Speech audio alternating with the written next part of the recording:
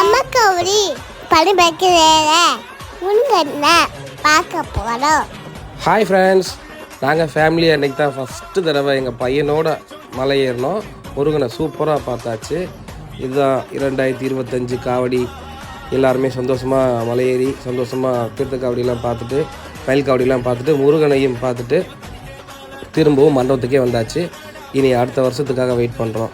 அடுத்த வருஷம் எல்லோரும் சந்தோஷமாக இதோட கூட்டம் அதிகமாக வரணும்னு முருகன்கிட்ட வேண்டிக்கிறேன். எல்லோரும் நல்லா இருக்கணும்னு வேண்டிக்கிறேன். ஓகே, டாட்டா பாய்.